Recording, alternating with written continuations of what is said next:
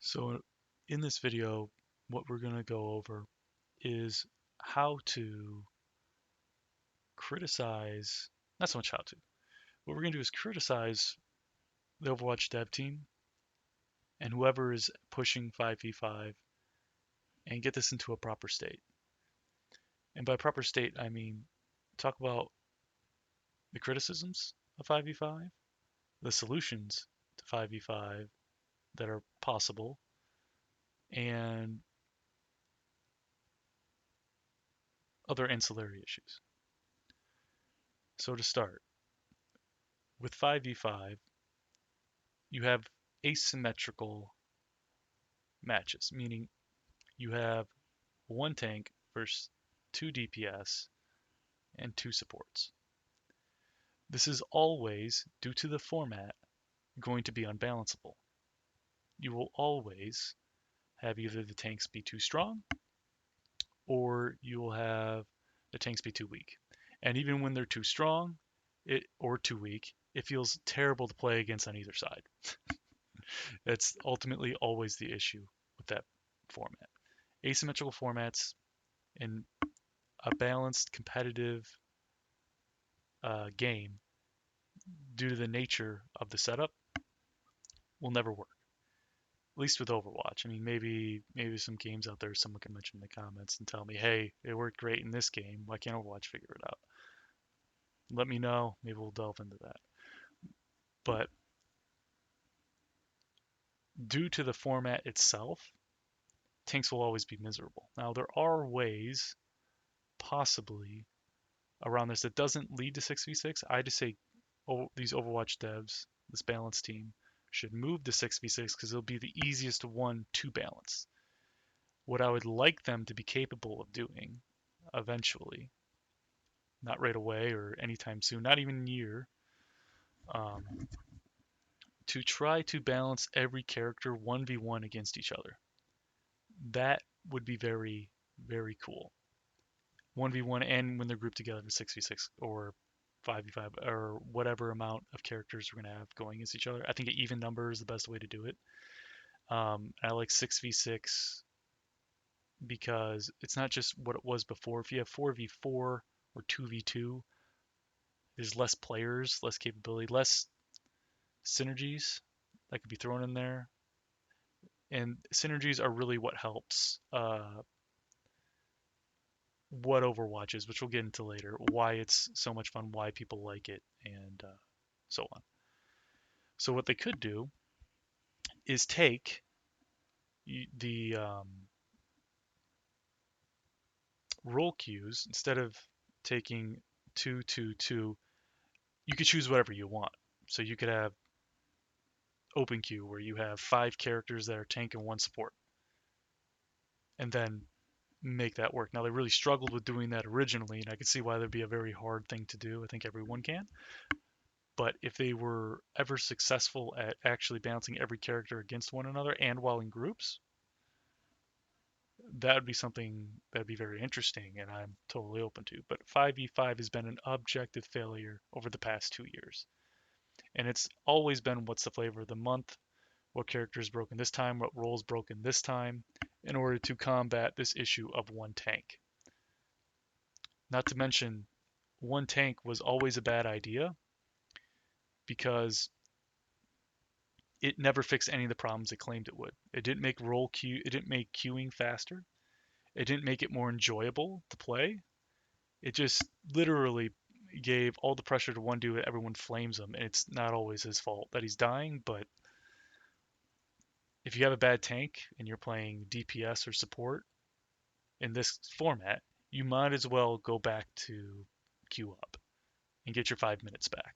If you're, at that rank, or in some cases 20. I mean, this is basically a dead game at this point in any competitive nature.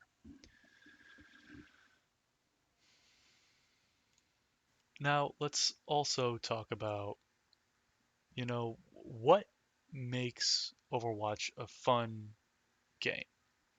And I'm not talking about the cinematics that are great. I'm not talking about the animations that honestly could be a good TV show. Not gonna lie. I'm not talking about the skins that allow um, artists to express a lot of creativity. By the way, we should definitely have weapon skins. They make a shit ton of money on it, and I think they listened to that criticism with the recent Ryan Hammer. But in terms of gameplay itself, if you get rid of all the skins, let's say we were playing in like a 8-bit graphic display here, go back to Windows 99 type of display. What makes Overwatch fun as the setup? And to me, what makes this game fun, it is an FPS with MOBA elements, and the MOBA elements of it make it so you can play with your friends or just other people, whoever, who do not have the skill of aim. So, what do I mean by that? What I mean by that is you could take a group of guys, a group of gals, a group of people who play FPSs day in, day out. They're professionals, but they never touched Overwatch in their life. And you could drop them in the Overwatch, and they could still be bronze. Okay, maybe not bronze, maybe like gold, plat. And why is that? Because of the MOBA elements, the characters, the synergies that they have with one another, the setups, the timing, all of that are also important skills in it. And that's what makes it really great. It allows you to play with people who typically don't play FPS because of that. They don't want to sweat too hard. They don't want to take their Adderall in the morning and get on and play. That is what makes this game, or made this game, so great in terms of its setup. It was the first FPS to actually introduce those elements, and there wouldn't be a better, at the time, a better game studio than Blizzard to probably implement that with their, I think Diablo isn't that one, and they did World of Warcraft. Two very successful non-FPS games formats, and my understanding, I believe Overwatch was the first FPS, but don't quote me on that. I don't know Blizzard's history as well as others. Um, but that's what makes Overwatch great beyond everything else that I just mentioned. Because the real issue with Overwatch has really never been the add-ons to the game itself. It has been the balance and the play out of the game itself. Has always pretty much been the problem, but the idea of it is foundationally very good, which is going to get into a something that leads into why these characters, in terms of balance, there's like 3 rules that you should follow while doing this. And to mention, I am a greasy FPS player, so maybe you call me biased on this, but I think this goes for everyone at all skill tiers would agree on this foundational idea. Not every character should be viable at every skill tier. And what does that mean? What that means is like characters like Moira, um, Life Weaver, like these brain dead characters shouldn't really be viable at high skill tiers. Um, and that's okay, because when you try to introduce new people to the game, a game like Overwatch, which is quite complicated when you try to bring these MOBA elements in. Like when I tried to play League of Legends, which I believe isn't Blizzard, that's Riot, right? Vanguard, I forget. Um, there's like 150 characters, and I don't know what the hell is going on. So quite often you have to give me a simple one, and I will just play with my friends or whatever. We get somewhere with it, right? And Moira and Lifeweaver, Mercy, that's another one, are all characters that it's okay to have them at lower skill tiers or not be as viable.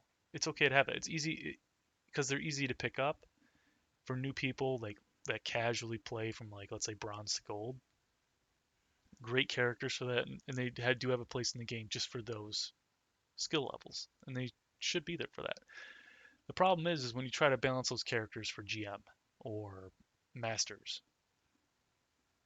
it's a terrible idea. It's fine to have some characters that cannot be used when it comes to balance here, and whenever you introduce one or bring another one in, that's okay. Another topic to bring up would be no one shots in the game. None. And there's simple ways to fix this. They already did with Hanzo. What you would do with Widow is that you take your 100% charge, do about as much as damage as a Hanzo arrow. You just make the charge go up faster. Easy to do right now. I mean, later on, maybe there's more we have to do with both those characters. But as far as balancing goes, I think that's a good step in the right direction. But for the game of Overwatch itself, one shots should not be allowed in the game. And by one shots, I mean like just your character's utility. They just have the ability to one shot people, especially across the map or at any distance. That is absolutely ridiculous. And doesn't belong in this game, nor should it ever be. Um, maybe close up, maybe with some setups like with Junkrat, maybe you could argue something like that, but not with ranged characters like Widow and Hanzo. Now this is going to get to the final point. And the final point is role passives. Role passives should not be in the game at all. Role passives basically are the devs letting the player base know, hi, I'm not good at my job. I don't know what I'm doing. I can't fix this. So therefore, I'm just going to throw this in for this whole group to fix this one issue and then break 3 other things. That's functionally what that does, and has always been ever since they have it. What they need to do is go into every single character and balance them appropriate with every other single character. If a character needs a passive in it to make it operate a certain way and balance well with all the other ones, that is fine. But never, ever add a whole passive for all the characters because they're all too different from one another in order to do that. So those are the 3 things that the balancing team should set as rules for themselves always in this game. Let me know what you think below.